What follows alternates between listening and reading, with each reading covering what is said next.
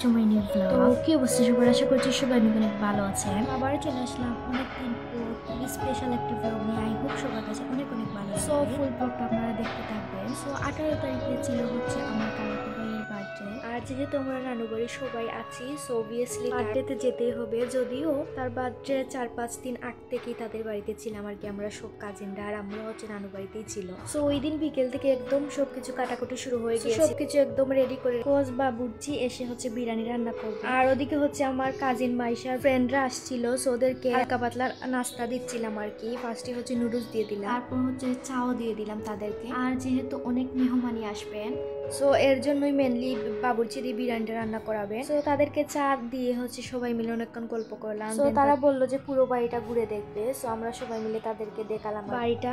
So ওদিকে চলে আসলাম টেবিলে, এসে দিয়ে সবকিছু টেবিলটা সবকিছু একদম রেডি। সো তারপর সন্ধ্যা হয়ে গেল, দেন চলে আসলো হচ্ছে কেক আর কি। সো সেটাকে আনবক্সিং করছিলাম। ওই দিন যে আমরা কি পরিমাণ এনজয় করেছিলাম, লাইক সবকিছু আমি ক্যামেরা মধ্যে করতে পারি না। সবাই একসঙ্গে হলে অনেক বেশি এনজয় করা হয়, আর ব্লগের কথা মনেই থাকে না তখন। সো যাই হোক, তাও যতটুকু পারি আলহামদুলিল্লাহ। সো যাই হোক, কেকটা খুবই সুন্দর ছিল। তারপর চলে হালকা পাতলা ডেকোরেশন করতে। আচ্ছা, বিশ্বাস করা যায় মানুষের কি পরিমাণ শখ থাকলে 20 বছর পর্যন্ত বার্থডে সেলিব্রেট করে। যাই হোক, এটা মানুষের মন মানসিকতা। অ্যাকচুয়ালি নিজের কাছে সবকিছু, জীবনকে যেভাবে চালাবেন সেও ঠিক সেইভাবেই চলবে। তো তারপর হচ্ছে বিরিয়ানিটা রান্না হয়ে গেল, তারপর হচ্ছে আলু দিয়ে আর গরুর মাংস দিয়েছিল।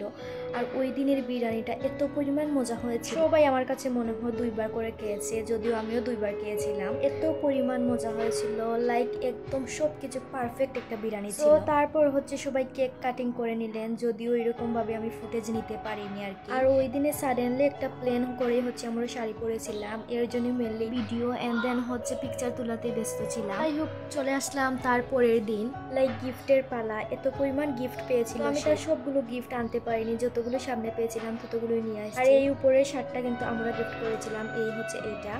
আর এই শার্ট বার্থডের দিনও পরেছিল, আমার কাছে এত পরিমাণ ভালো লেগেছিল। অ্যাকচুয়ালি কাউকে যখন কোনো কিছু গিফট করা হয় আর সে যখন পরে জিনিসটা খুবই ভালো লাগে বলার বাহিরে। তো যাই হোক, তাকে জন্মদিনের অনেক শুভেচ্ছা জানিয়ে আজকে ব্লগের একদম শেষ প্রান্তে চলে আসলাম। তো আজকের ব্লগটা ছিল এই পর্যন্তই, দেখার জন্য থ্যাংক ইউ সো মাচ। এটা হচ্ছে নেক্সট একটা স্পেশাল ব্লগে, ততক্ষণ পর্যন্ত আল্লাহ হাফেজ।